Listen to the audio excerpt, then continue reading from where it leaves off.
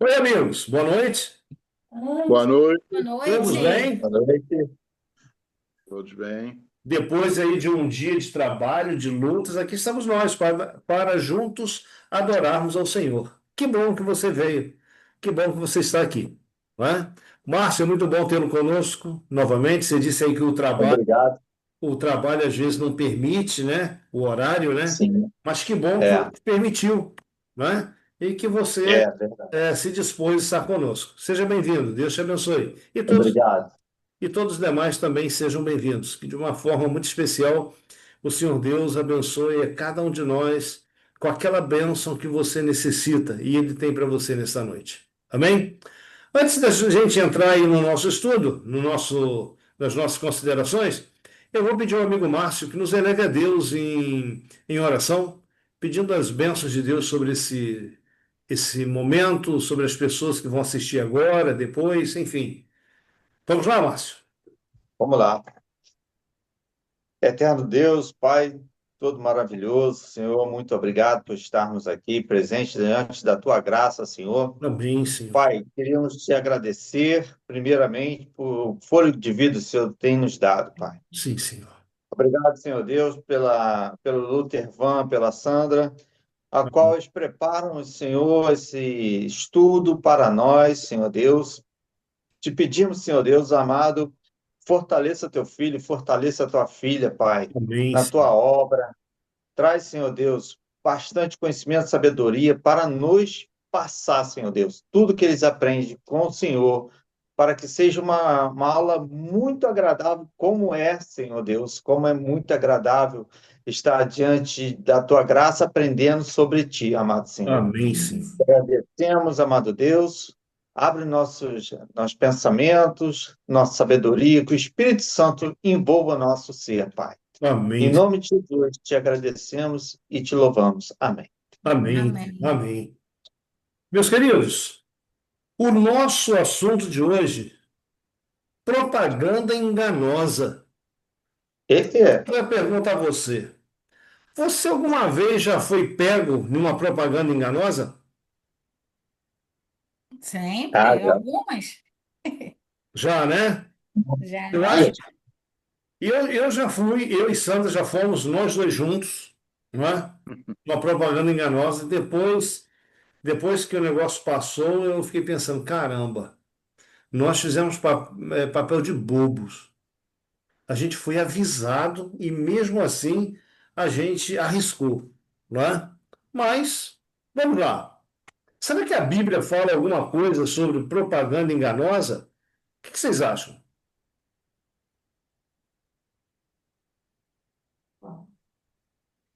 Eu Eu acho que acho que sim, né? Eu acho que sim, porque o coisa a ruim Bí- trabalha no engano o tempo todo. a Bíblia sempre fala, né? Não é? E olha, eu vou dizer para você uma coisa, tá? Se, vo... Perdão. Se você for lá no Gênesis capítulo 3, você vai ver uma propaganda enganosa lá. O diabo um dia chega para Eva e diz assim: Olha, se você comer, você vai ser como? Como Eu Deus, amo sabendo, Deus. sabendo o bem e o mal. Não é? E ele fez uma propaganda que não era verdadeira, né? Adão e Eva, eles não ficaram como Deus, não foram como Deus. Muito pelo contrário. Ao comer, eles se tornaram semelhantes ao inimigo. Não é? Mas, vamos lá. Vamos ver o que a Bíblia aí ela vai falar para nós nesse assunto de hoje. Abra sua Bíblia em Marcos capítulo 11.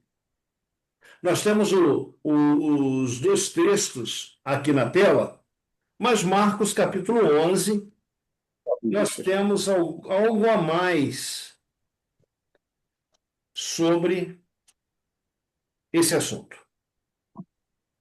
Então, Marcos capítulo 11, a partir do verso 12. Se a gente pegar aqui o capítulo 11, logo no início, achamos todos? Sim. Não, só um minuto. Mariana, Novo Testamento é o segundo livro Aham. do Novo Testamento.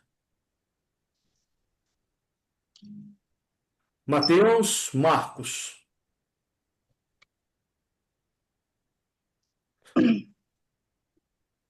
Ok? Roberto, achou? Márcio, eu achei. Capítulo. Capítulo 11.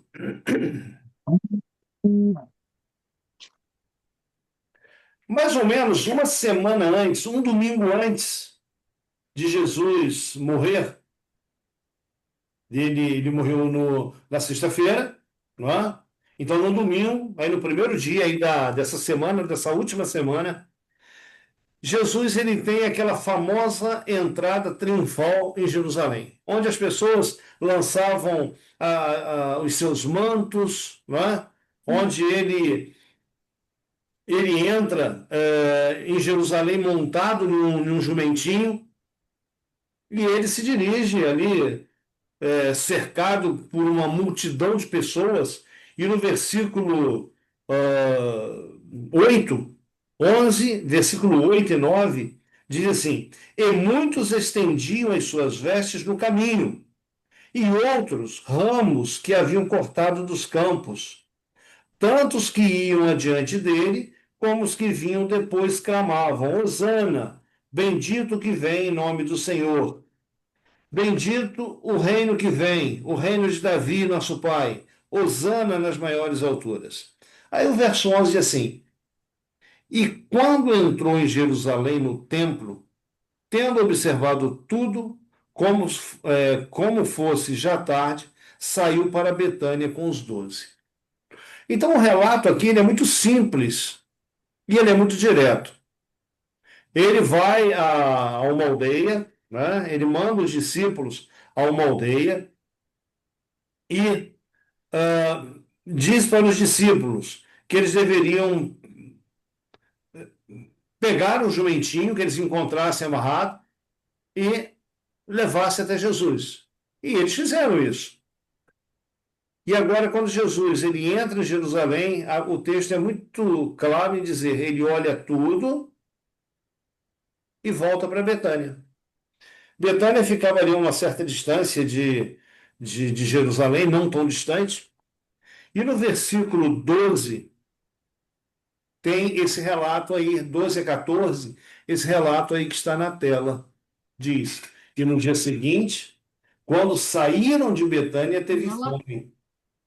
E vendo de longe uma figueira que tinha folhas, foi ver se nela acharia alguma coisa.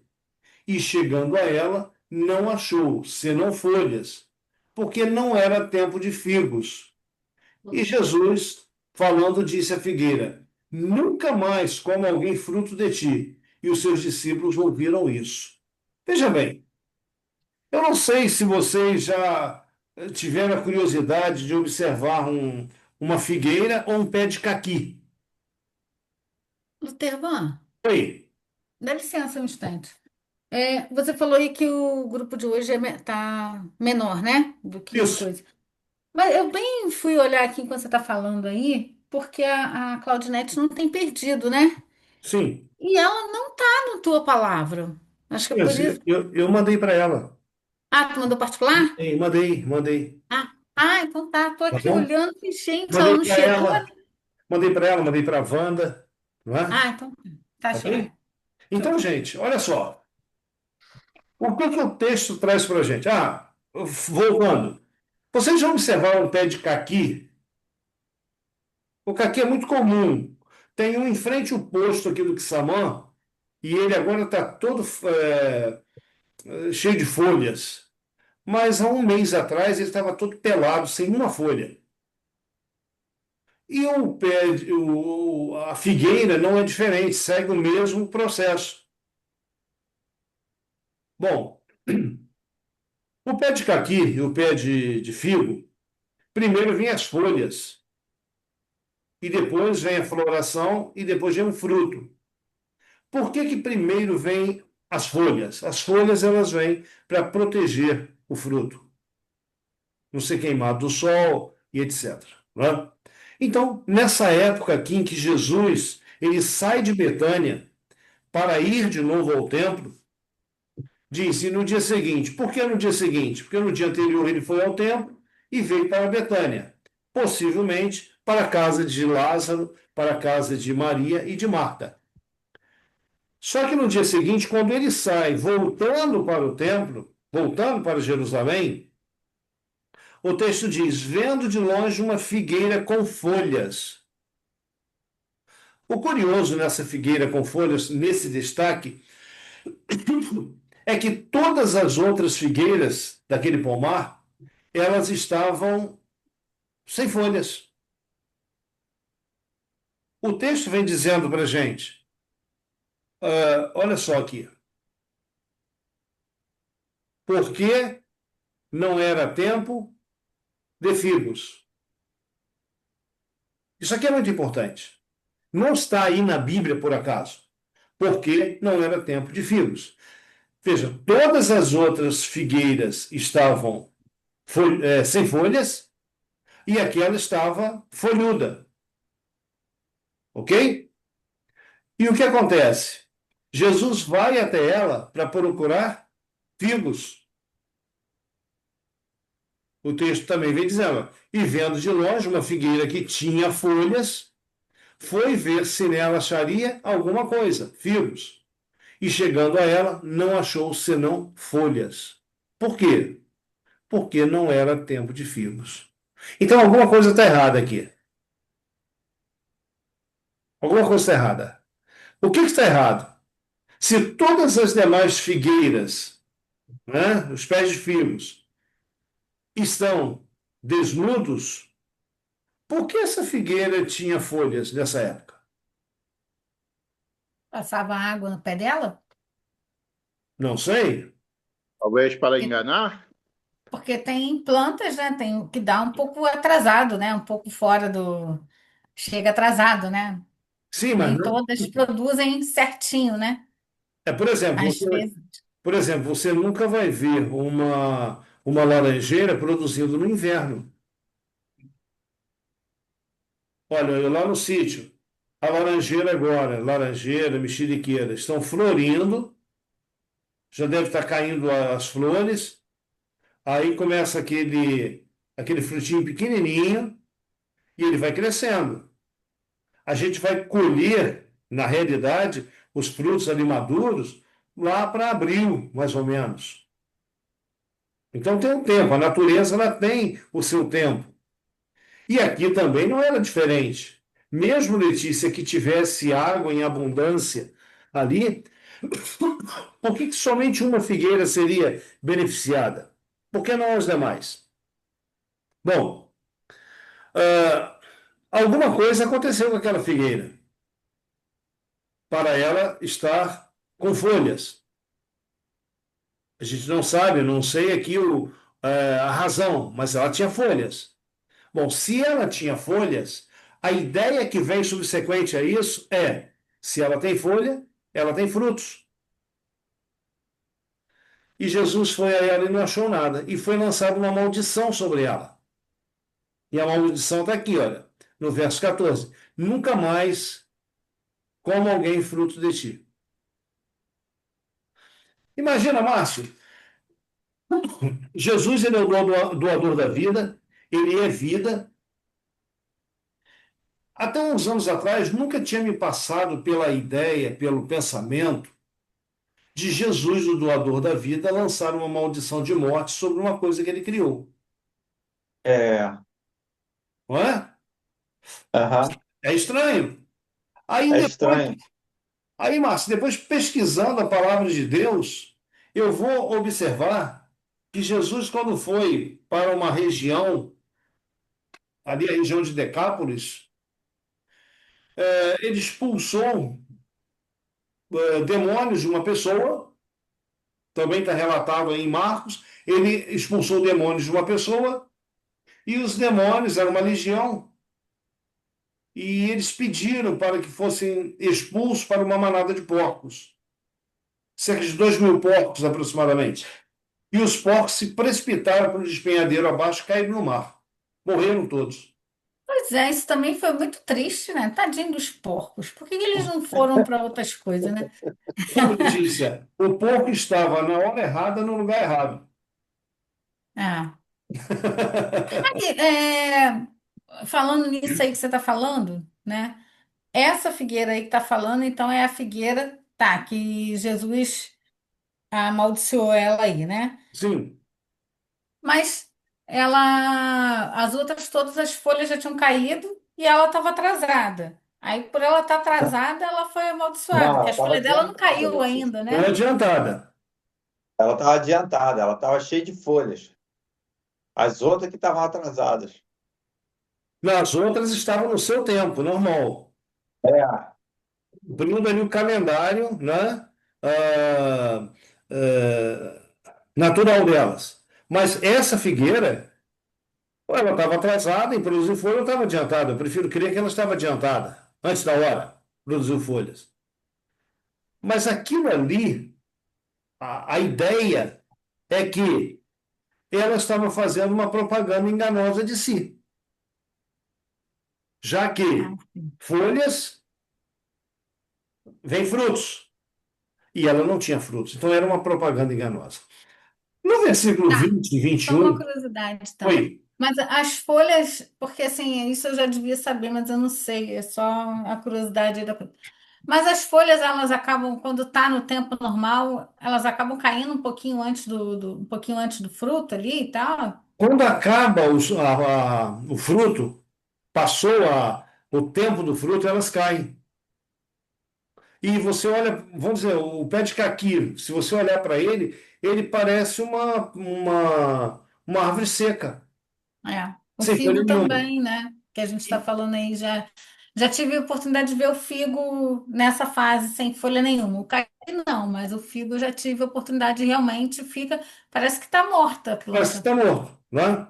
Aí olha só, no dia seguinte, veja só, verso 20 e 21, e eles passando pela manhã, viram que a figueira se tinha secado, desde as raízes. E Pedro, lembrando-se do que Jesus havia falado lá no verso 14, quando ele disse: Nunca mais coma alguém fruto de ti.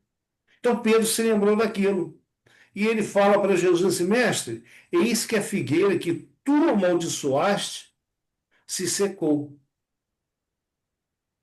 Bom, se Jesus ele é o doador da vida, ele é vida, ele criou todas as coisas, e é inconcebível para a gente que ele amaldiçoe uma criação dele, uma obra de suas mãos, então surge para a gente uma questão: por que Jesus fez isso? Que lição Jesus queria nos trazer? Ou que lição Jesus tinha em mente trazer para os seus ouvintes da época? glória a Deus. Não é? Eu tenho uma dúvida nisso aí. Eu lia isso e não compreendia. Cheguei no dia certo. Amém, amém, amém. Então, Márcia, a gente vai. Eu quero dar para vocês aqui alguns exemplos de um negócio chamado. Fake news. Vocês conhecem isso aí? Alguém sabe me dizer o que é uma fake news? Mariana, sabe? É tipo, tu inverter uma história, contar mentira, né? É, Deixar vamos a dizer assim: verdade. Enganosa. fake news é uma notícia falsa. Uma Uhum. notícia falsa, não é? Ultimamente, você vê que no mundo tem gerado muito essa expressão fake news. É dentro da política, é dentro de comentários na internet, é dentro de notícias de jornal. Um dia desse, eu vi um leilão e eu me interessei em abrir o leilão. Vai lá, tudo direitinho, né? Aí eu falei, peraí, deixa eu dar uma pesquisada nisso. Fui em outra página pesquisar sobre aquele leilão. Era um leilão da Amazon. E a primeira coisa que chegou é fake news. A Amazon não opera dessa forma, ela não faz leilão de produtos. Opa, né? Era até assim, agradável os preços e tudo mais. Bom, mas vamos lá. Quantos se lembram aí vai ser os mais antigos, né? Uhum. Letícia, você se Eu, lembra disso aí, Dos eu me comerciais de lembro. cigarro, lembro, não e eu é? achava muito bonito. Da Hollywood, a música até hoje me encanta. Mostrava Eu que era muito galã pequenininho, mas lembro. Hã? galã bonitão, camisa xadrez em cima do cavalo, chegava no topo da montanha, no pôr do sol, um cigarrinho, Marlboro, né? Hollywood. Não, não, mas era o Marlboro que era o Hollywood era na praia, né? O surf e tudo mais, né? Então, olha só, isso aí foi uma propaganda falsa. Por quê? A cena era muito bonita, as pessoas que participavam eram pessoas bonitas, a paisagem era bonita, o pôr do sol, tudo muito, muito belo. Bom, eu estava dando uma pesquisada dos vários personagens que fizeram essa propaganda, porque foram anos a fio fazendo, vários deles, através da, dessa,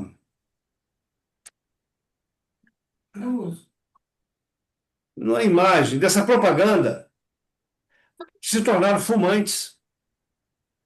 Veja só, foram influenciados e se tornaram fumantes. E vários deles morreram efeito do tabaco, efeito do cigarro.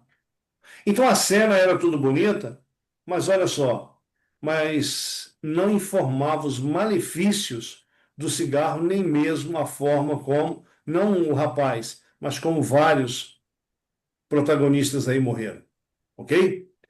Depois de um tempo em que várias vidas foram ceifadas aí pelo cigarro, Roberto, passou a vir nas Hum. telas de cigarro isso aqui, ó. Vocês se lembram? É. Sim. Não, Hã? Aham. e hoje não tem mais o comercial nos veículos, nem nas revistas, em nada. E antes tinha, né? Era status fumar, né? Era muito Sim, bonito. era isso, Letícia. E também um detalhe, bebidas também, não é? Bebidas também, os comerciais eram assim, magníficos, não é? Sim, Essa do Marlboro, do Hollywood, isso, eram propagandas caras, sim, mas não mostravam o quê? O efeito colateral. não. Olha esse outro detalhe aqui. Vocês se lembram, conhecem esse produto aí? É. Red É Uhum. Bull de. te dá asas. Não é assim? É, Eu eu nunca tenho. entendi muito esse sentido desse comercial aí, não. Sempre achei assim meio que sem nexo.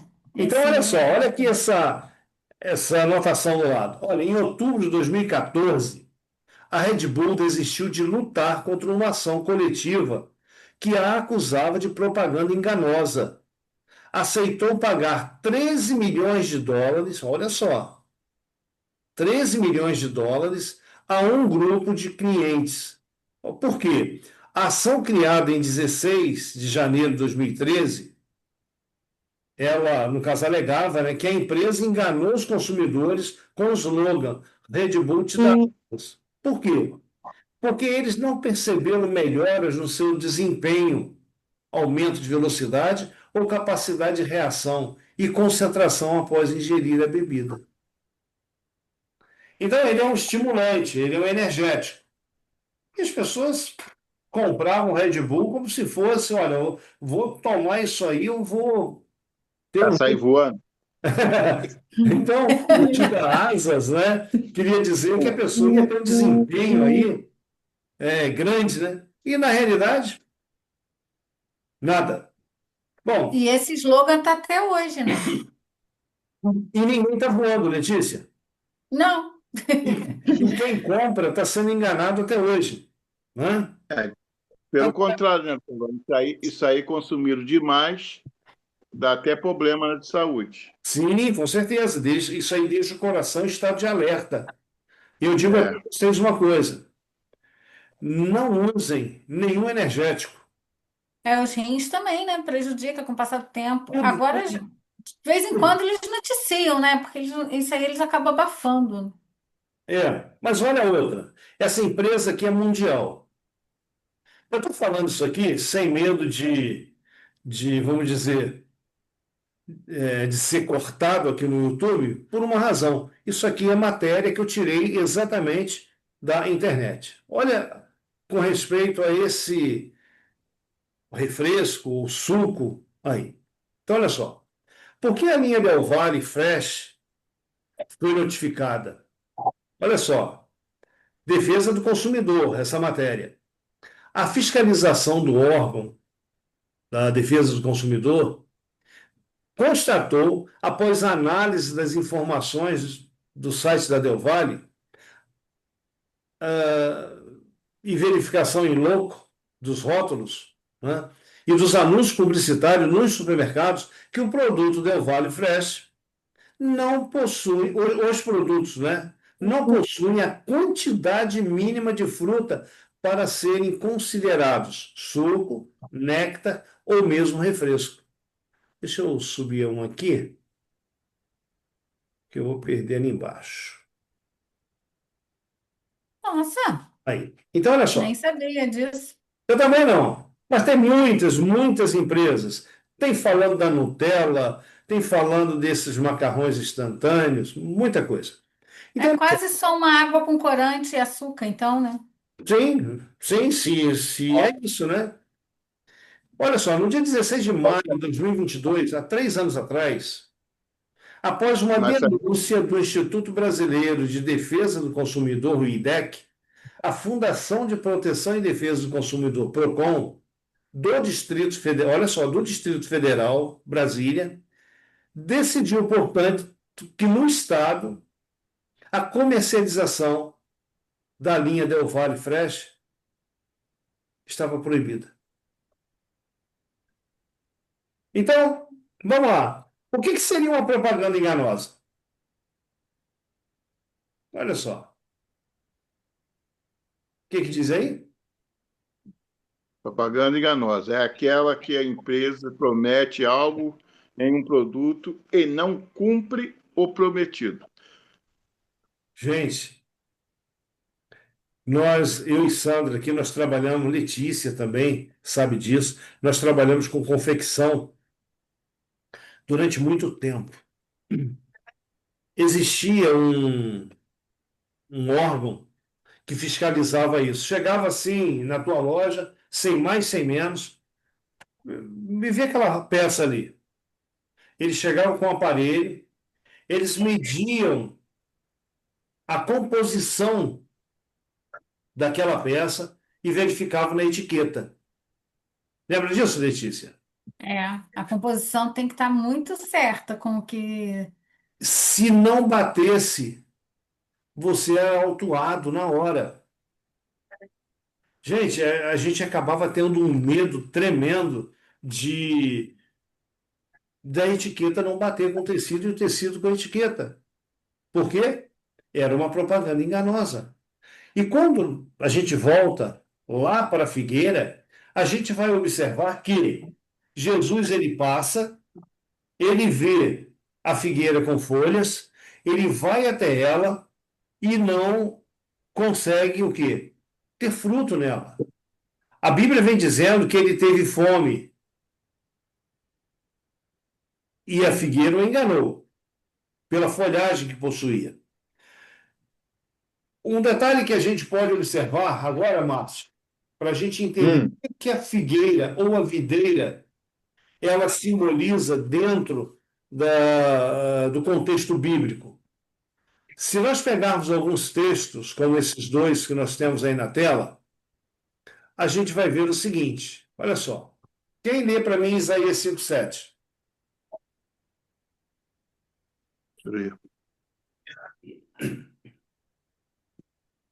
Isaías 5, verso 7. Está aí na tela. Porque a vinha do Senhor dos exercícios e o caso Israel, de Israel. E os homens de Judá são a planta das suas, das suas delícias. E esperou que exercessem juízo, e eis aqui opressão, justiça Eu eis aqui o clamor. Isso. Então, olha só. O início do texto diz: porque a vinha do Senhor dos Exércitos é a casa de Israel. Espera aí. A vinha produz o quê? Uva. Uvas. Uvas. É a videira, não é? Porque a vinha do Senhor dos Exércitos é a casa de Israel. Então, Deus ele compara o povo de Israel como uma videira frondosa, uma videira produzindo frutos maravilhosos. Aqui vem dizendo, planta das suas delícias. Mas quando você vai para Oséias, capítulo 9, verso 10, aqui você vai encontrar que é uma outra frutífera que simboliza o povo de Israel. Quem pode ler para a gente, Oséias 9, 10?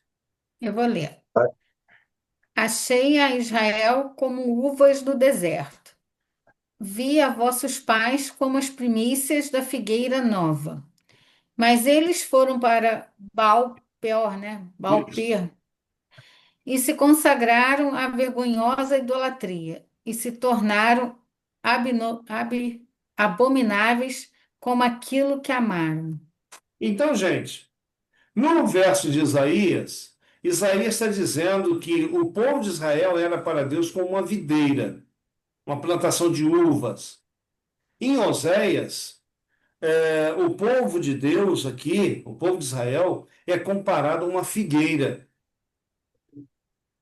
Uma figueira aí no seu princípio, uma figueira aí quando está produzindo os frutos, né, no seu início, como a Letícia leu ali, uma figueira nova.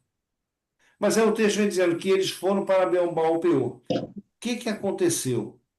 Aconteceu que,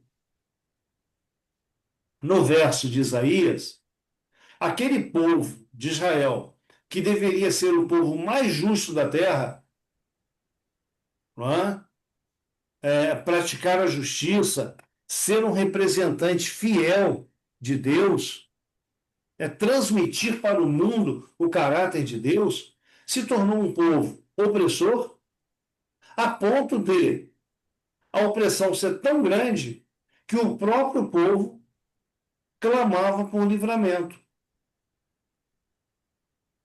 Só para você ter uma ideia, você vai encontrar no tempo de Isaías um rei chamado Manassés. Esse rei, ele era tão mau, mas tão mau, que ele mandou que Isaías fosse colocado dentro de um tronco, Mariana, e mandou serrar o tronco no meio, com Isaías dentro, Não. profeta de Deus. Isaías morreu nas mãos desse rei. Esse rei, ele lá no vale de Inom, que era um vale onde foram feitos altares, e bebês eram sacrificados nos altares, os altares incandescentes. Moloque era um deus que estava de braços estendidos, não é? E acendia um fogo debaixo do altar, e as crianças eram colocadas ali na chapa quente, oferecidas a Moloque. Esse Manassés fez tudo isso. Então, a opressão, a crueldade tornou-se muito grande. Já em Oséias, o que acontece? No tempo de Oséias, o povo de Israel, ali o povo de Judá, né, os judeus, tudo aquilo que eles recebiam, o azeite, o trigo, aquilo que a terra produzia, quando eles iam oferecer a sua gratidão, eles não ofereciam a Deus, ofereciam a Baal, aos deuses. Eles, quando iam fazer suas ofertas de gratidão, eles faziam aí ao Deus dos cananeus, ao Deus da Babilônia, certo? Por isso que o termo aí vem chamando Baal Peor, né? Eles foram para Baal Peor e se consagraram a essa vergonhosa idolatria, se entregaram à idolatria. Então A vinha videira de Deus havia se prostituído espiritualmente, ok? Então vejamos. Então aí a gente já entendeu, Márcio, que tanto a vinha como a figueira são símbolos do povo de Deus, ok? Entendi. Eu estava lendo esse texto e eu fiz questão de trazê-lo para aqui. Esse texto está num livro chamado O Desejado de Todas as Nações, na página 582 e 583. Agora falando do tempo de Jesus. Como, como é que vocês imaginam? Deixa eu voltar aqui um instantinho. Opa, perdão. Ah, aqui. Como é que vocês imaginam que era a religião no tempo de Jesus?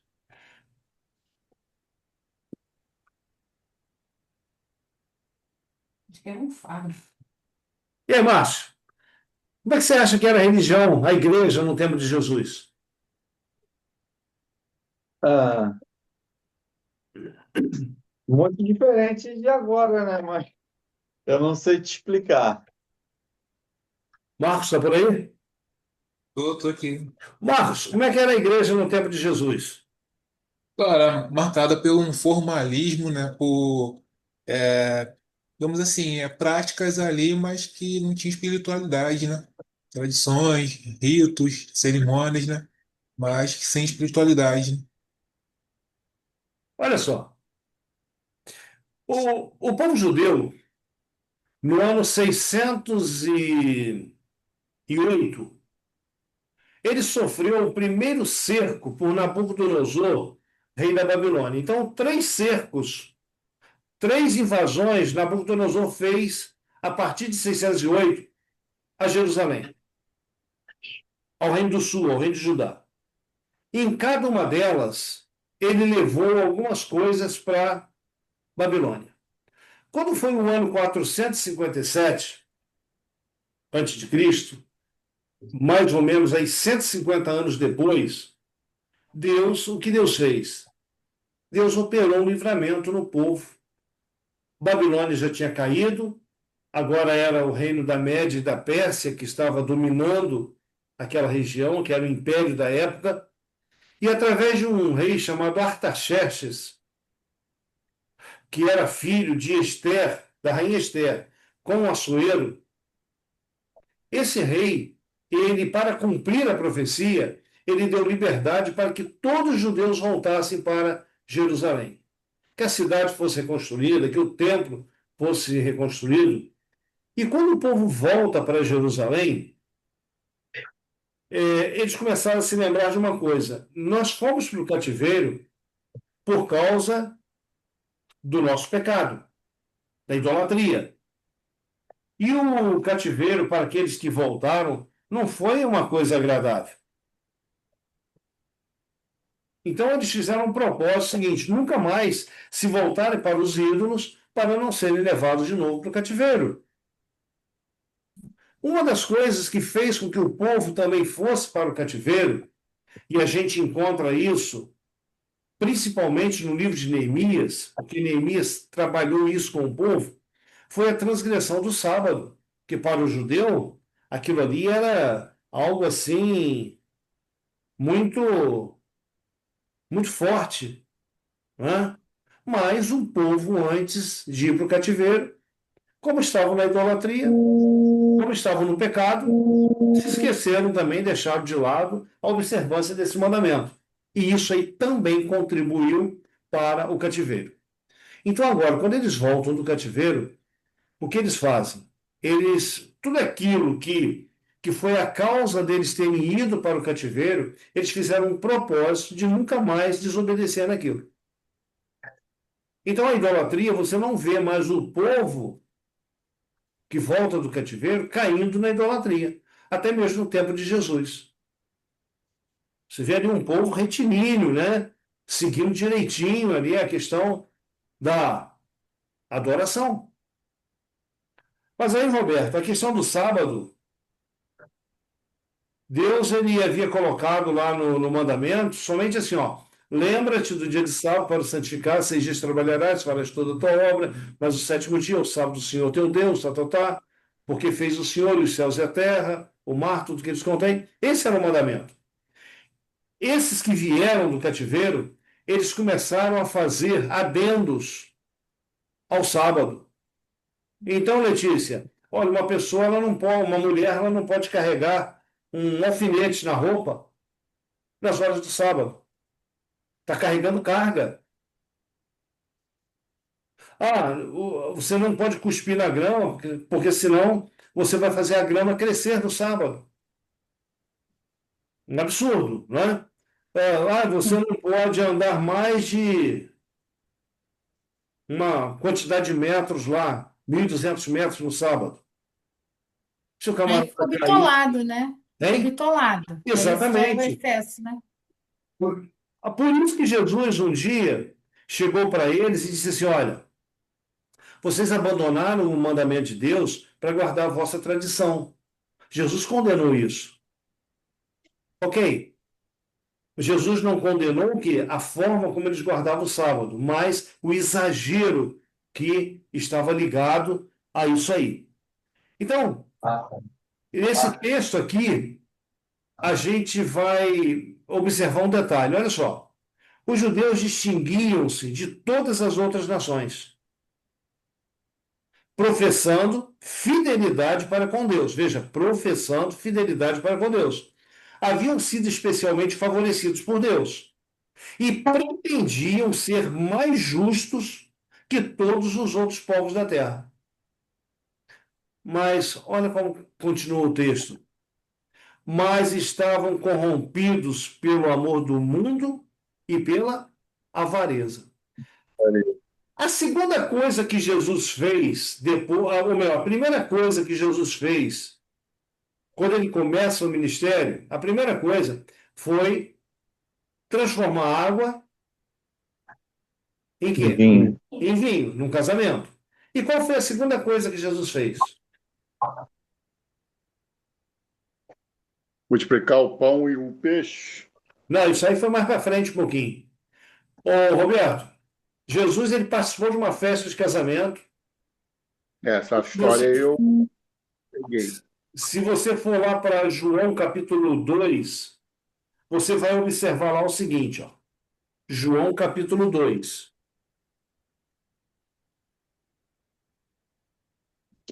João capítulo 2. No versículo 1 em diante, você vai encontrar o que até o versículo 12, você vai encontrar Jesus na festa de casamento com seus discípulos, né, providenciando aqui, através do milagre, que águas se transformassem aí em suco de uva. Mas quando você vai no verso 13, você encontra assim, ó, estando próximo à Páscoa dos judeus, subiu Jesus para Jerusalém e encontrou no templo os que vendiam bois, ovelhas e pombas e também cambistas assentados. Tendo feito um azorrague, ou seja, um chicote de cordas, expulsou todos do templo, bem como as ovelhas e bois, derramou pelo chão o dinheiro dos cambistas e virou as mesas. Espera aí, deixa eu fazer uma pergunta a você. Esse comércio aqui, que acontecia no pátio do templo, quem foi que aprovou isso? Isso era condenado por Deus. Mas aqui estava acontecendo nos dias de Jesus. Quem que aprovou isso?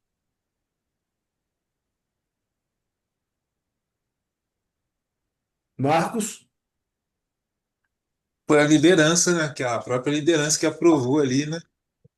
Gente, O a sacerdote. própria liderança do templo aprovou isso aí. Sabe para quê? Por causa Dinheiro. Dinheiro. do dinheiro, do lucro, do ganho. Não é? Então, oi. Então, você vê aqui, o texto está dizendo, mas estavam corrompidos pelo amor do mundo e a avareza. Tá dando microfonia. Né? É. Então, estavam corrompidos aí pelo amor do mundo e pela avareza. Veja, eles jactanciavam-se de seu conhecimento.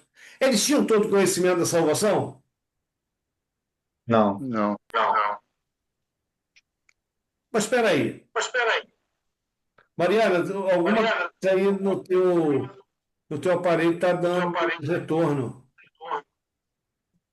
Como assim? Eu estou falando e está repetindo. Tem alguma coisa aí no teu aparelho ligado. Não, aqui não. Olha só, eu vou fazer uma coisa. Eu vou desativar o teu som, teu microfone. Aí, quando você quiser participar ou a gente perguntar alguma coisa, aí, por favor, você liga ele aí. Tá bom? Uhum, Deve ter tá alguma bom. interferência que está acontecendo.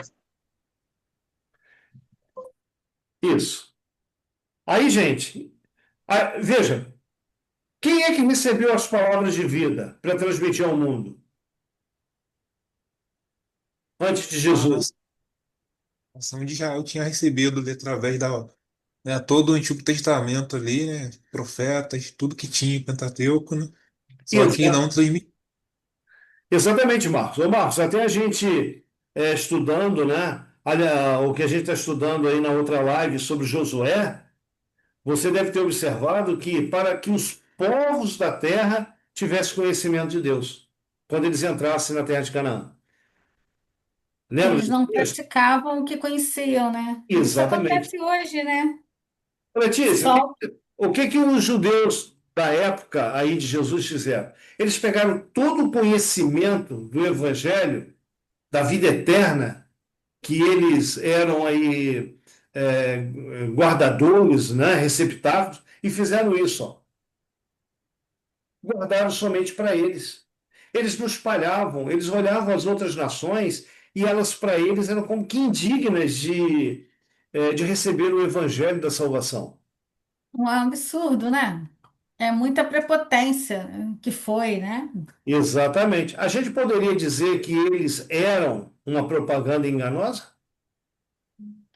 Com Sim. certeza. Com certeza.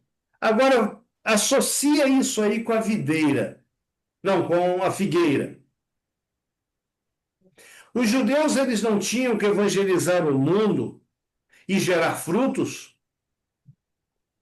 frutos aí Sim. de Sim. arrependimento, pessoas aceitando aí a mensagem, a salvação oferecida por Deus, mas isso não Sim. aconteceu. Eles faziam o inverso, né? Na verdade. Exatamente. Eles eram então como a figueira. Eles tinham uma aparência, mas na realidade eles não tinham frutos. E aqui o texto vem dizendo para a gente assim, olha, ó, mas estavam corrompidos por causa do mundo e da avareza, já que ansiavam de seu conhecimento, mas eram ignorantes das reivindicações divinas e cheios de Hipocrisia. hipocrisia. Deixa eu fazer uma pergunta para vocês. Aquelas pessoas que trabalham na novela lá da Globo, como é que elas são chamadas mesmo? Atores. Atores. A palavra, Márcio, hipocrisia, no original, ela significa ator. Eu represento o que não sou. Interessante, né? Sim. Vamos dizer, num filme, numa novela, os atores, Roberto, estão lá representando o quê? Aquilo Sim. que eles não são, certo? Às vezes o camarada lá é um personagem apresentando um falsificador, um homem desonesto, e o camarada na vida real ele é uma pessoa íntegra, correta, e lá ele representa um bandido, e assim em outros casos. Vice-versa. Oi? Mas aí, nesse Ou caso é o assim trabalho vice-versa. deles, né? Mas a origem da palavra é representação, Uhum. né? É um ator, é aquele que representa, ok? E assim estava o quê? O povo de Israel, o povo judeu no tempo de Jesus. Aí o texto continua: como a árvore estéril estendia os pretensiosos ramos para o alto, luxuriantes na aparência, belos à vista, mas dando somente folhas. Folhas. A religião judaica, é aquilo que o Marcos falou agora há pouco, a religião judaica, com um magnificente templo, aquilo que era aí para eles, era uma obra faraônica, os altares sagrados, os sacerdotes mitrados, as cerimônias impressionantes, era, na verdade, somente uma aparência exterior. Faltava o quê?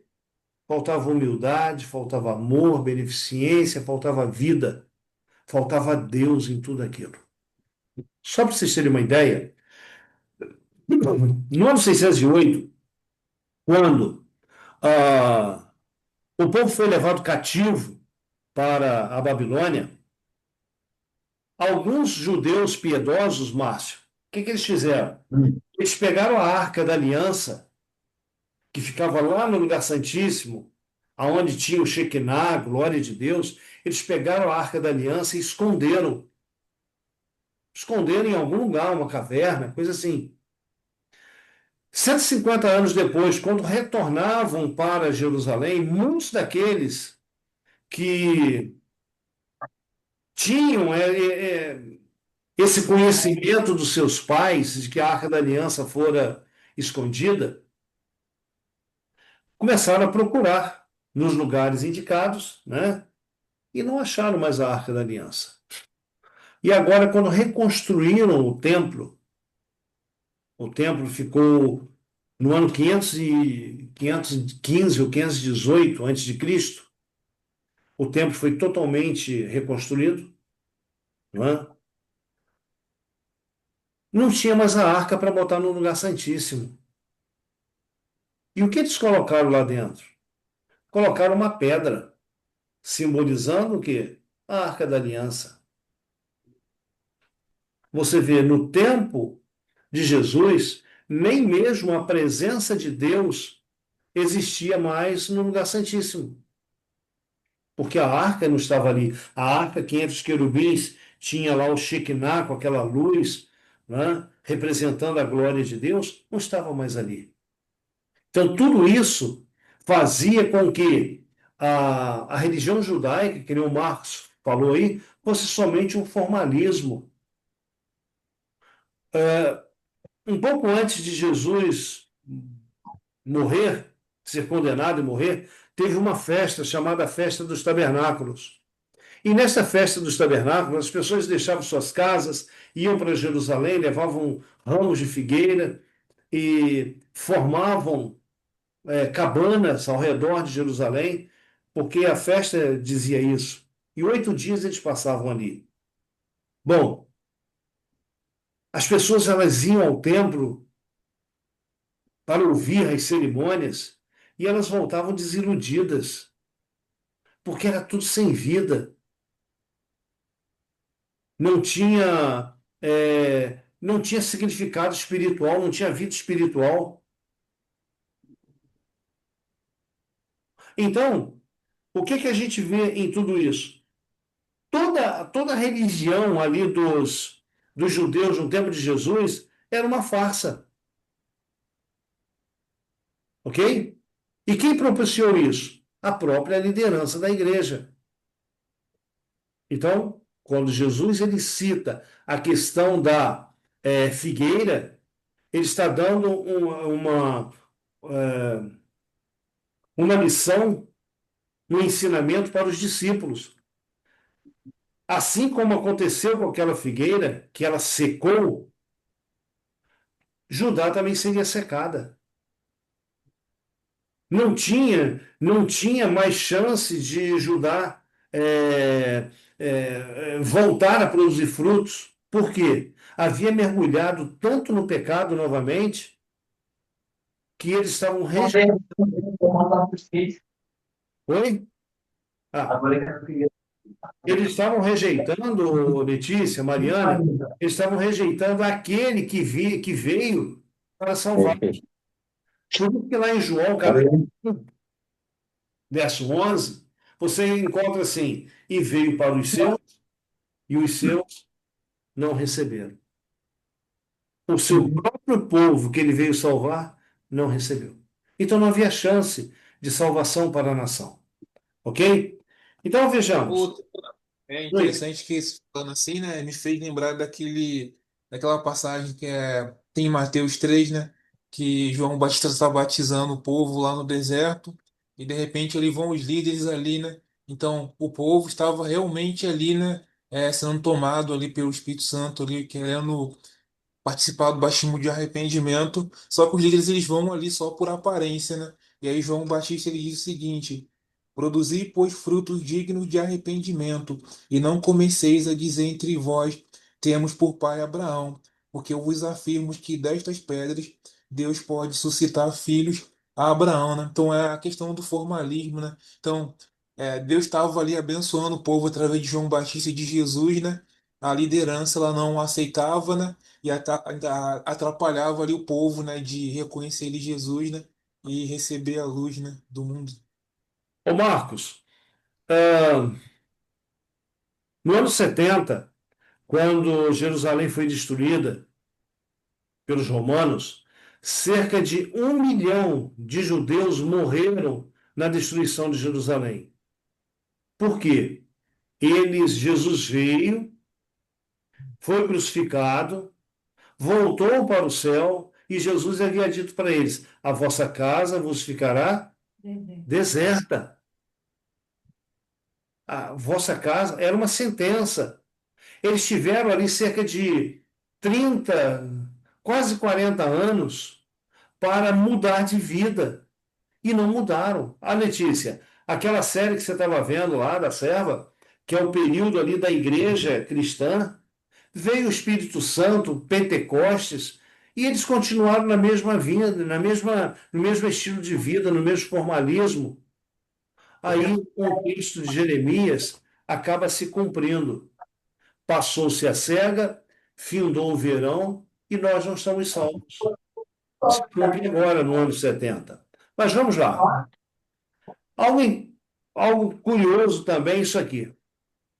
Você já ficou indeciso? O Márcio, você que dirige aí para lá e para cá, Hum, você já ficou indeciso numa encruzilhada para onde ir? várias vezes. Às vezes eu fico em Petrópolis. É onde eu vou para lá para cá, né? E olha que Petrópolis é um ovo. Aham.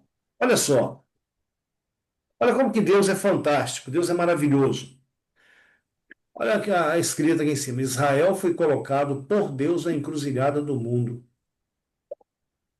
Veja, no Antigo Testamento, ali, o mundo conhecido se dividia em três partes.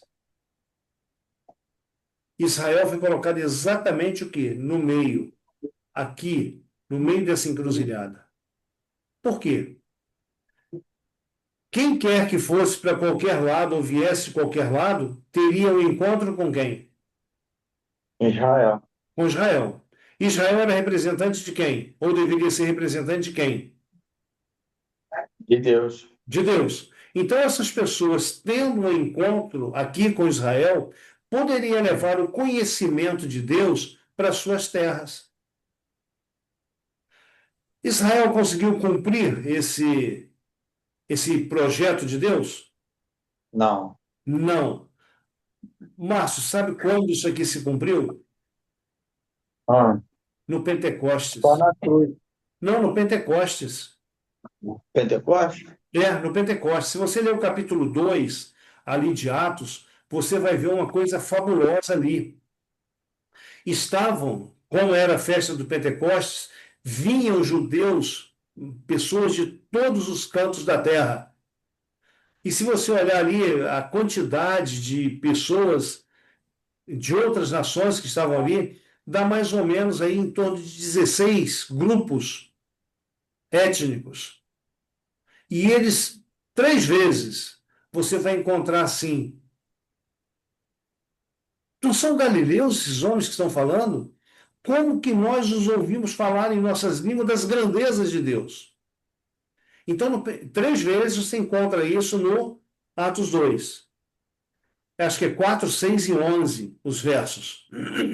Então é interessante que naquele dia, quando o povo volta, Letícia, para suas terras, depois do Pentecostes, eles voltaram levando o conhecimento de um Deus Salvador. Agora imagina se quando Israel foi colocado lá na terra de Canaã, nessa encruzilhada do mundo, se ele tivesse cumprido o propósito, sabe o que teria acontecido? Nós não estaríamos realizando essa live hoje. Possivelmente Jesus já teria voltado, porque possivelmente o mundo já teria sido conhecedor da salvação em Cristo Jesus. Possivelmente nós nem mesmo teríamos nascido, mas Israel não cumpriu o seu propósito. O propósito veio para a igreja cristã nos tempos lá dos apóstolos e aconteceu o quê? A igreja cristã também não cumpriu o seu propósito.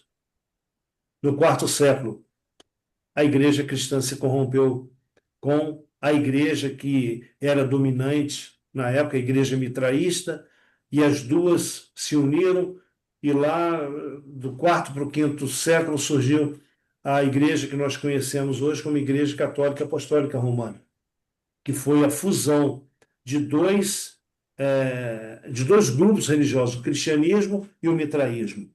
Agora veja, esse texto aqui, ele vem Esse texto aqui vem trazendo algo para a gente. Ó, assim como a figueira que Jesus amaldiçoou, Israel não tinha Nada. nada, senão folhas. É interessante observar que Pedro, lá no verso 20, chegou para Jesus e falou assim: Mestre, a figueira secou desde a raiz. Agora, olha isso aqui, que eu deixei sublinhado. Quando um indivíduo ou um grupo de pessoas seca espiritualmente, a maior parte das vezes começa por onde? Pela raiz. Pela raiz. E quais são as raízes de uma pessoa espiritual? Quando eu digo espiritual aqui, de uma pessoa que está na presença de Deus. Então, o que que isso quer dizer? Olha só, secar desde as raízes tem a ver com os princípios que um dia regeram a vida e começaram a ser postos de lado. E outros hábitos e costumes tomam o seu lugar. Então, veja bem, uma pessoa ela estuda a Bíblia e, mediante o estudo da palavra de Deus, ela se converte, ela entrega a sua vida a Jesus, mas com o passar do tempo, ela começa a esfriar na fé. E esse esfriar na fé, tudo aquilo que ela aprendeu e que norteou a vida dela, ela começa a deixar de lado. Uma das primeiras coisas que ela deixa de lado é a oração. É, Depois, a leitura da Bíblia. Gradativamente, perde seu, isso aí, a oração e Bíblia, perde seu lugar na vida espiritual. A comunhão diária, ela também deixa de ser algo indispensável. Aqueles que frequentam a igreja já começam a ser turistas da igreja, ok? E pouco a pouco a vida espiritual vai morrendo, vai secando desde as raízes. aí. Gente, isso aqui é profundo. Aqueles que são líderes de igreja, eu, Marcos, o Márcio aí, que também está à frente de igreja, a gente vê que isso aqui é uma realidade, É verdade. não é? Você vê pessoas que ontem estavam firmes na presença de Deus e de um momento para o outro, cadê fulano? Ah, fulano abandonou a presença de Deus. Uns voltam a beber, outros voltam a fumar, outros voltam a fazer coisas que não faziam há tanto tempo. Aí o apóstolo Pedro, ele diz assim: o último estado tornou-se pior que o primeiro. É como que a porca lavada que voltou ao espojadouro de lama. Então, se uma pessoa está na presença de Deus, permaneça, lute cada dia para permanecer, ok? Vamos lá. Mariana, até aqui tudo bem? Tá entendendo legal? Fica à vontade para perguntar, tá, Mariana? Bom, vamos lá. Olha, olha esse quadro aqui, ó. Israel e a figueira era o quê? Israel era uma promessa sem cumprimento. De todos os defeitos, não havia um mais ofensivo a Jesus do que a hipocrisia. Então, como a figueira estéril, a religião judaica estava destituída de frutos. Ela estava repleta de forma e cerimônias, mas faltava a verdadeira piedade. Vamos trazer para os nossos dias? Vamos trazer para Ô, Lucas, a gente só pode, se a gente o trouxer para a vida pessoal e para a vida conjunto, que é a igreja, gente, só tem um jeito de nós sermos pessoas ou comunidade que produza frutos. O que que nós lemos aí nesse texto? É João 15, versos 4 e 5. Quem pode ler para a gente? Está em mim e eu em vós. Como a vara de si mesma não pode dar fruto, se não estiver na videira. Assim também vós, se não estiverdes em mim. Eu sou a videira, vós as varas.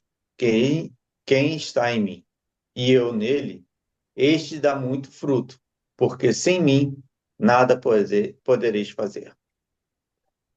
Deixa eu dizer uma coisa para você aqui. Nesse capítulo 15 de João, cerca de uma dezena de vezes aparece a palavra permanecer, ou derivados dela, permanecer. Gente, só existe um, Letícia, Mariana, Roberto, só existe um jeito, uma maneira da nossa vida ser transformada. Somente permanecendo em Cristo. Ó, o texto começa: está em mim e eu em vós. Se você corta uma vara, um galho, se você ali embaixo, Roberto, pegar a jabuticaba e cortar um galho dela, ela morre. Ela não dá frutos fora da árvore. sim. Assim também somos nós. Se nós não estivermos ligados a Cristo, nós também não vamos produzir frutos. Mas você deve estar se perguntando assim, mas o que é produzir frutos? Espera aí, eu já digo. Não é?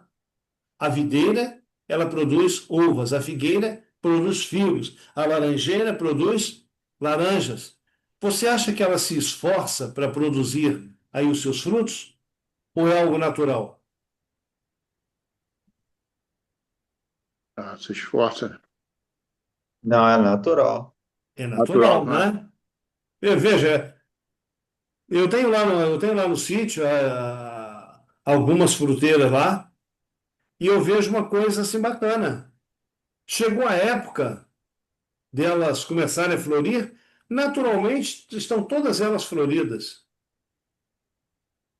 Ah, chegou a época de amadurecer, elas amadurecem praticamente todas por igual. É algo natural. A bananeira, ela naturalmente dá bananas. A laranjeira, naturalmente, ela dá laranjas. A Mas tem videira, que chover. hein? Tem que chover. Sim, mas Tem que aí é um chover. ciclo, não é? É um, Sim. a estação própria, né? Ela vai produzir. Então, aqui nesse texto, nesses versos 4 e 5, aqui Jesus está dizendo para a gente de uma forma muito clara: você quer ser uma árvore frutífera? Permaneça em mim. O galho, quando ele está inserido na planta, ele participa da seiva que está lá no tronco. E nós, quando estamos inseridos também em Cristo, nós também participamos o quê? Do poder de Cristo. Temos duas lições que a gente pode aprender aqui. Ou melhor, vamos pegar primeiro isso aqui. Ou, talvez a pergunta que vocês estejam se fazendo aí, mas o que são os frutos segundo a Bíblia? Marcos, tem como ler para a gente? E sim. Os que, o que são os frutos segundo a Bíblia? Esses termos são também usados simbolicamente na Bíblia. A Bíblia comumente utiliza fruto para se referir a ações e pensamentos das pessoas, assim como os frutos de uma árvore demonstram um tipo de árvore a que pertencem. Da mesma maneira, as ações e as palavras de uma pessoa revelam como é o seu caráter. Gente, olha só. Há uma passagem nas Escrituras que diz assim: pode uma fonte amarga produzir água doce? Vocês acham que é possível? Será que uma fonte amarga pode produzir água doce?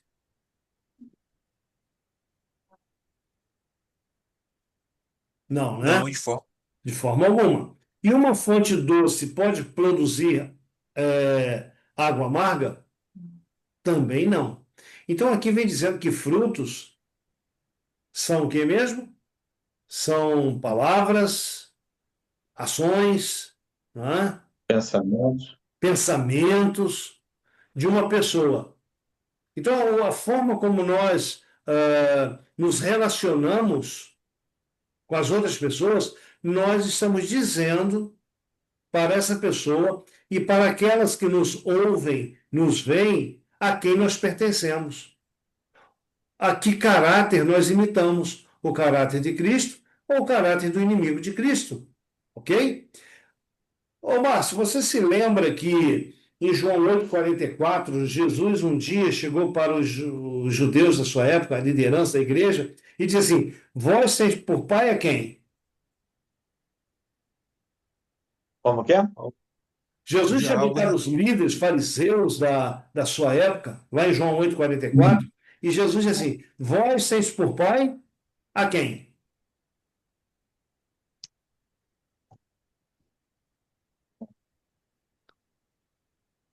Você achou aí? Leia para gente.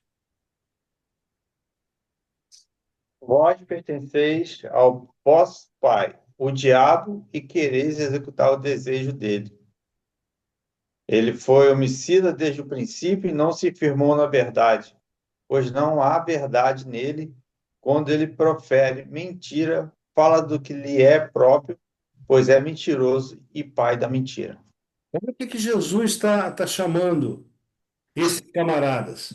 Jesus está chamando esses camaradas aí de homicidas, porque está dizendo que o diabo é homicida, vós sois como vossos pais, vosso pai, e Jesus está chamando também esses líderes aí, que eram líderes da igreja, de mentirosos.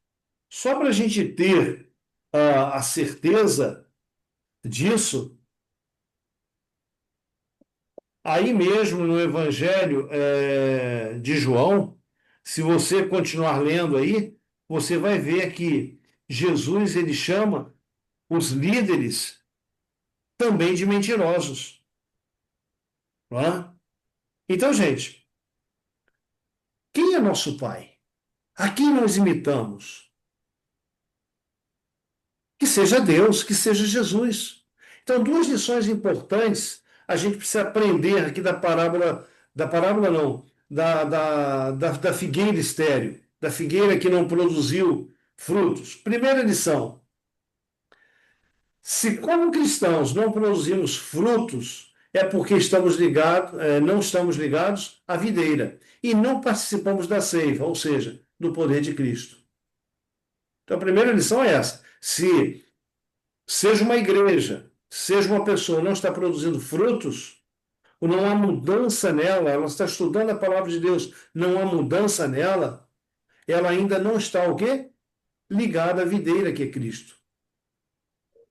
Ela ainda não está participando da seiva, ainda não está participando do poder de Cristo. E a segunda lição, produzir frutos é algo natural. Natural de quê? Do ramo que está ligado à árvore. Então, entenda uma coisa, você de repente olha para a sua vida e diz, caramba, eu não tô produzindo frutos. Espera aí, você foi enxertado. O enxerto, ele leva um tempo para criar raízes e se ligar na árvore.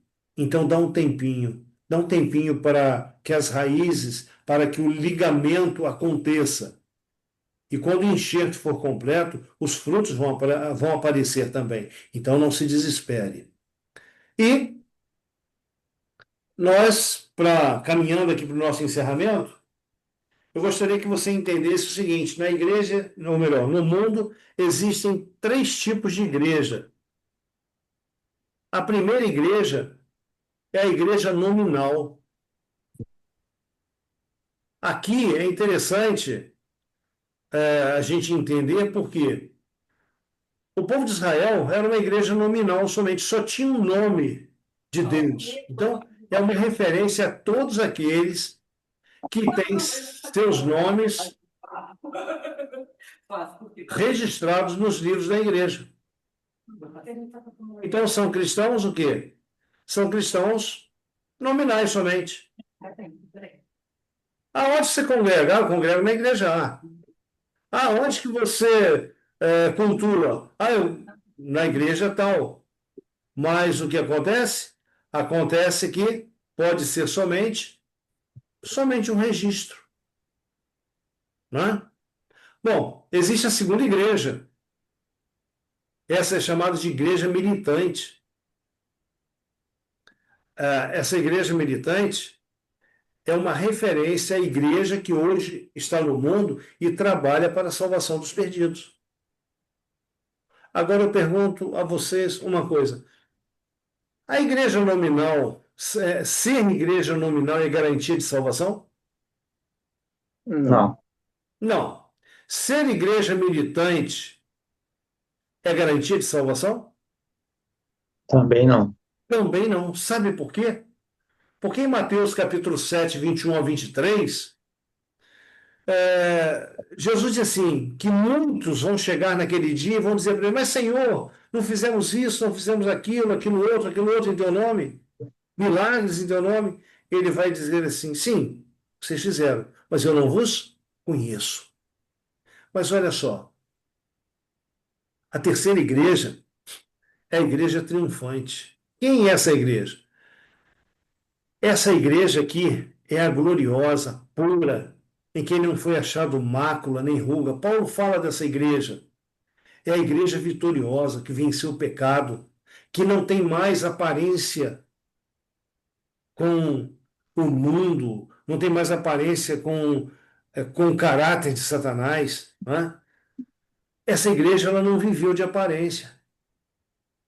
É a igreja que tem o caráter de Cristo reproduzido em seus membros. Agora eu pergunto: essa igreja triunfante, ela está dentro da igreja militante? Sim, E está dentro da igreja nominal?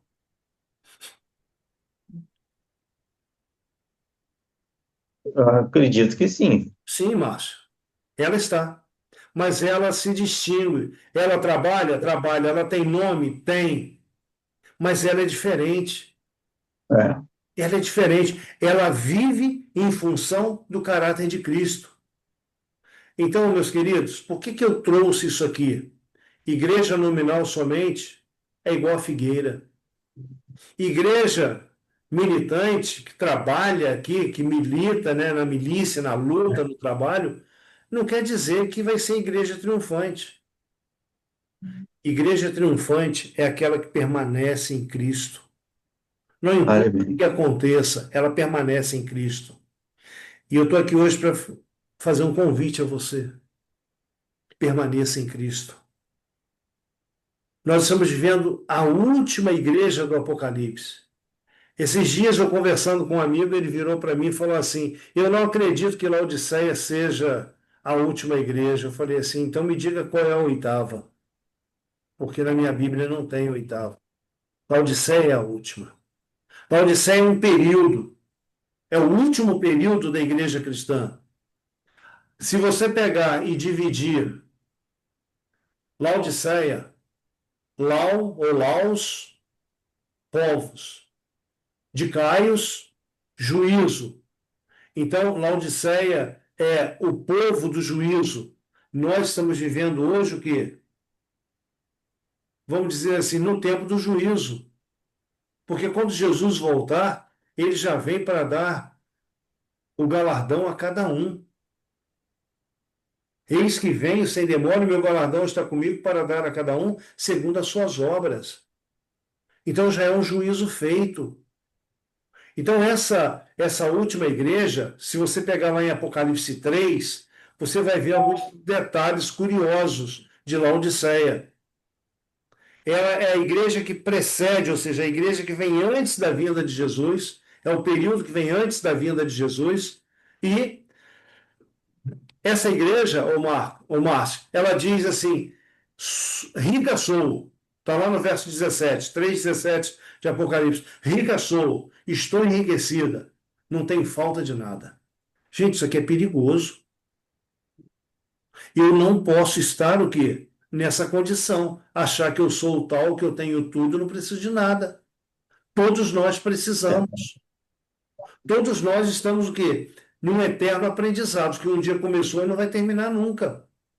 Aí É. É, essa frase aí é soberba. é soberba, é verdade, Letícia. Aí Cristo dá um conselho no verso 18. Para essa que diz, rica sou, estou enriquecido, nada tem falta, o verso ele continua. Você diz tudo isso, mas você não sabe que você é uma miserável, pobre, cega e nua. Ela diz que tem, Jesus diz, você não tem. Aí dá um conselho. Aconselhos que de mim, de Jesus, compres ouro provado no fogo para que te enriqueças. Roupas brancas para que te vistas, e não apareça vergonha de tua nudez. E que unjas os teus olhos com colírio para que vejas. Então, veja bem, o ouro, ele é símbolo do amor, da fé. Jesus falou que quando ele viesse, o amor de muitos se esfriaria. E ele diz, porventura achará fé na terra? Então, são duas coisas que estão em falta hoje, amor e fé. Vestiduras brancas, roupas brancas, é a justiça de Cristo, é pureza. Aqueles que vão estar com Cristo nos céus têm que viver nesse mundo uma vida de pureza. Colírio, colírio é para que veja nesse mundo, nesse momento que nós estamos vivendo, muita coisa que parece ser verdade não é verdade. Somente o que o poder do Espírito Santo para nos abrir os olhos para que a gente consiga ver o que é certo e o que é errado. E por último, na igreja de Laodiceia, aonde é que Jesus se encontra? Ele diz: eis que estou à porta e bato. Se alguém ouvir a minha voz e abrir a porta, entrarei em sua casa, com ele cearei e ele comigo. Pergunto, aonde que Jesus se encontra? Em nossos corações. Mas olha só, eis que estou à porta e bato. Espera aí, quando alguém vem na casa da gente, ele bate para se anunciar do lado de fora ou do lado de dentro? Lá de dentro.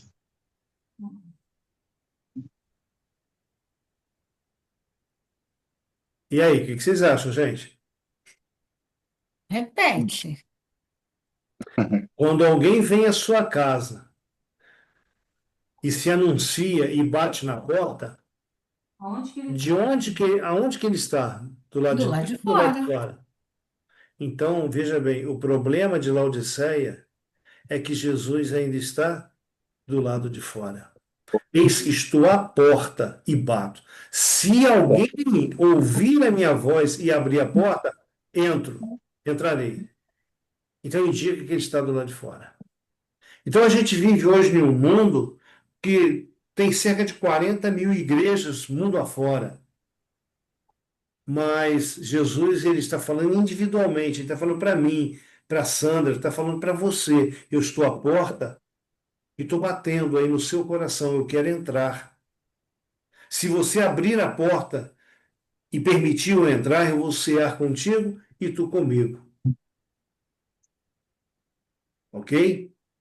Gente, nós estamos vivendo minutos finais da história desse mundo. Então, permita Jesus ocupar o lugar de honra em teu coração. E os frutos, eles vão aparecer naturalmente. Pensamentos, ações, intenções refletirão o caráter puro de Cristo Jesus. Então, eu insisto em dizer para você, se ele já está dentro, amém. Mas se você ainda não abriu o seu coração para Jesus, ele continua a porta batendo, solicitando fazer parte da tua vida. A resposta ao Senhor, somente você pode dar. Somente você vai poder dizer, Senhor, entra, faça morada. Ele, entenda, ele não arromba, ele não entra pela janela. Em João 10, verso 9 e 10, ele diz que o ladrão, o mercenário, ele vem para quê? Para matar, roubar e destruir. Eu, porém, vim para que tenham vida e tenham vida em abundância. Abundância. Então, Então, mas ele está fazendo parte da nossa, não está? ele está fazendo parte da sua? Então, é isso que eu estou perguntando. Eu já estou fazendo um monte de coisa que não Sim, fazia. é verdade. Sabe, Letícia, é um processo. Cada dia que a gente renuncia ao pecado, a gente está dizendo para Jesus assim: Senhor, o Senhor é o Senhor da minha vida. Tem muita coisa que eu tenho que mudar. Cada coisa que o Senhor tirar, mais eu vou me fortalecer no Senhor. Ok? Então, Letícia, você começou um dia, você abriu, mas a tua casa ainda está uma bagunça. A minha casa ainda está Não? uma bagunça.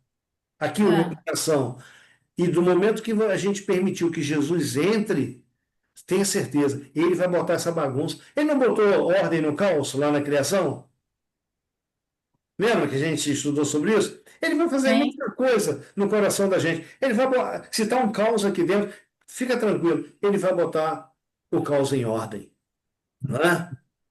Ele vai botar o caos em ordem. Roberto, isso é para você, isso é para Mariana, é para o Marcos, é para a Cristina, para a Sandra, para o Márcio.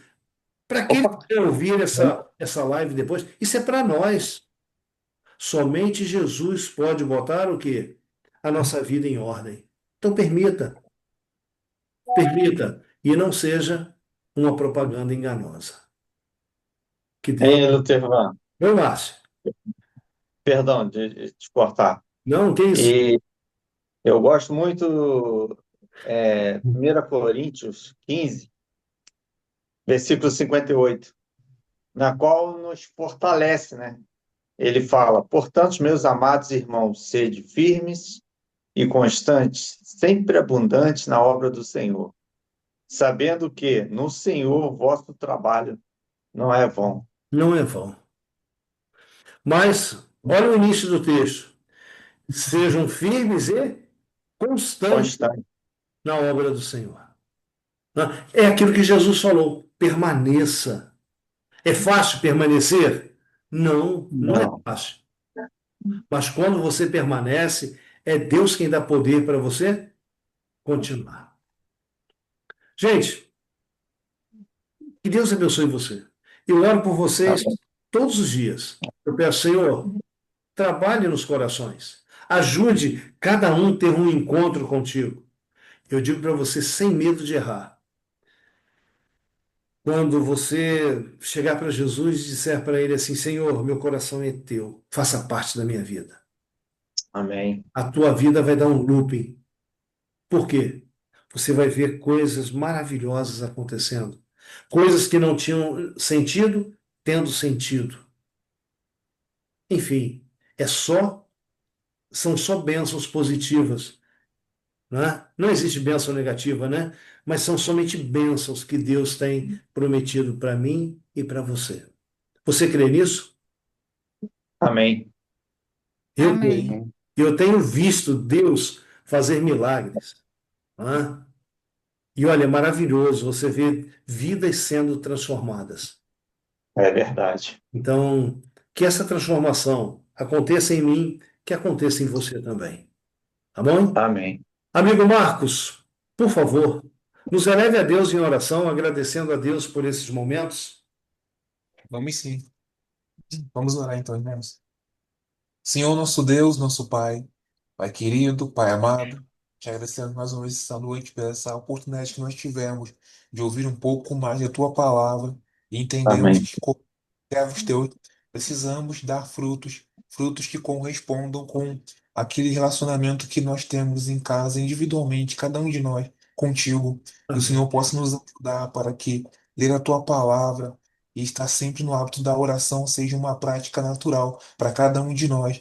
Nós Amém. queremos te pedir que o Senhor derrame teu Espírito Santo sobre cada um que está aqui nessa noite, que participou desses momentos, aqueles também que irão posteriormente ver essa live, que o Senhor possa derramar o teu Espírito Santo, que o Senhor possa Amém. transformar o nosso coração, que o Senhor venha trazer a sede de ouvir a tua palavra, de Amém, Senhor. estar e passar tempo contigo, tempo de qualidade. É isso que nós te clamamos, nós te pedimos nesses tempos, pois sabemos que é muito importante os momentos que passamos na tua presença. Que o Senhor possa abençoar mais uma vez cada um que aqui está nessa noite, dando uma noite de sono reparadora. É isso que nós te pedimos e te agradecemos em nome de Jesus. Amém. Amém. Amém. Amém. Amém. Amém. Letícia, hoje eu não vou correr o risco.